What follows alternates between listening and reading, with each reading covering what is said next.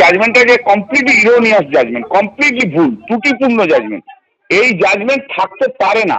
কারোর বিরুদ্ধে অভিযোগ ছিল, কারোর বিরুদ্ধে অভিযোগ 75% তো অভিযোগ ছিল না, তাহলে এই কি করে হয় এই জাজমেন্ট? সবাইকার প্যানেল ক্যান্সেল। ভারতীয় জনতা পার্টি সবাইকে চাকরি খেতে চাইছে, যেখানে দেশে এত আনএমপ্লয়মেন্ট, বিজেপি চাইছে চাকরি সবাইকার কাক। বাঙালির ঘরের চাকরি যা চলে যাক যে কোনো উপায়ে, এটাতেই বিজেপি খুশি হবে। এটা সুপ্রিম কোর্টে 5 মিনিটে স্টে হবে।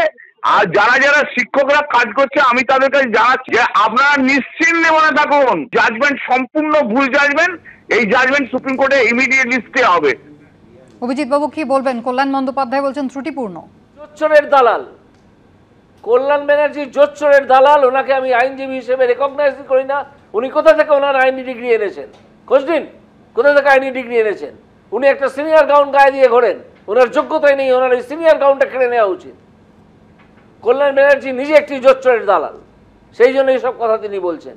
নিশ্চিন্তে থাকুন, চাকরির টাকার ভাগ পেয়েছেন, নিশ্চিন্তে থাকুন।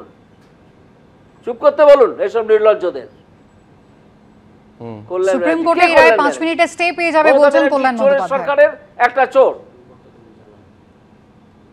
হ্যাঁ, কল্যাণ বন্দ্যোপাধ্যায় তো সব জানে। স্টে হতে পারে, সেটা সুপ্রিম কোর্ট নির্ধারণ করবে, কল্যাণ বন্দ্যোপাধ্যায় নির্ধারণ করবে না। আপনারা আগে খোঁজ দিন, এই কল্যাণ বন্দ্যোপাধ্যায় তার আইনি ডিগ্রিটা কোথেকে কিনে এনেছিলেন? কোন ইউনিভার্সিটির ছাত্র ছিলেন তিনি? আইনের জানাতে পারবেন? আমরা কলকাতা বিশ্ববিদ্যালয়ের 5 বছরের কোর্স করে এসেছিলাম, 5 বছর আইনটা পড়েছিলাম। আর একটা খোঁজ করুন তো, তিনি কেন আদালতে যাওয়া আসা শুরু করলেন? এই অসভ্য দুশ্চরিত্র লোকটা কল্যাণ ব্যানার্জি, চোরের দালাল। অভিজিৎ বাবু, 23 লক্ষ চাকরি প্রার্থী যারা পরীক্ষা দিয়েছিলেন তাদের ওএমআর শিটগুলো এবার পুনর্মূল্যায়ন করা হবে, কলকাতা হাইকোর্ট যেমনটা নির্দেশ দিয়েছে। তাহলে যারা যোগ্য চাকরি প্রার্থী, ভালো পরীক্ষা দিয়েছিলেন, 0 থেকে 52 নম্বর যাদের হয়নি, তারা কি এবারে জানতে পারবেন তারা কতটা যথাযোগ্য? নিশ্চয়ই জানতে পারবেন, নিশ্চয়ই জানতে পারবেন। আমি আশা করছি আজকে রাত্রিতে বা কাল সকালে আমরা পুরো অর্ডারটা পেয়ে যাব, তখন আমরা দেখব। কিন্তু আমি বলছি অভিজিৎ বাবু, এই গোটা প্রক্রিয়াটা তো এসএসসি কে করতে হবে, আপনি সেই এসএসসির উপরে কেন ভরসা রাখতে পারছেন না?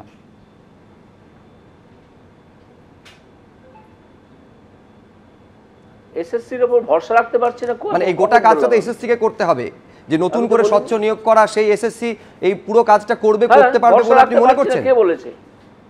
এসএসসি তো, হ্যাঁ এসএসসি করতে পারবে, এসএসসি করতে পারবে। কারণ ব্যক্তিগতভাবে আমি মনে করি বর্তমানে এসএসসি যিনি চেয়ারম্যান, তিনি বহুবার আমার আদালতে এসেছেন, বহু সাবমিশন করেছেন। সেখান থেকে আমার মনে হয়েছে তিনি একজন সৎ মানুষ, তিনি করতে পারবেন বলে আমি মনে করি। অভিজিৎ বাবু, এ তো শুধু এসএসসি আমরা দেখছি, প্রাইমারিতেও আমরা দেখেছিলাম আদালতের পর্যবেক্ষণ, যেখানে সাগরের মতো দুর্নীতি হয়েছে বলা হয়েছিল। তাহলে প্রাইমারিতে এখনো যারা বসে আছেন তারা দুর্বৃত্ত, এটা শুনে রাখুন। প্রাইমারিতে এখনো যারা বসে আছেন, প্রাইমারির বিভিন্ন পদে, চেয়ারম্যান থেকে শুরু করে, তারা সবাই দুর্বৃত্ত। তাদের কারো রেকর্ড উজ্জ্বল নয়, তাদের অতীতটা ঘেটে দেখুন।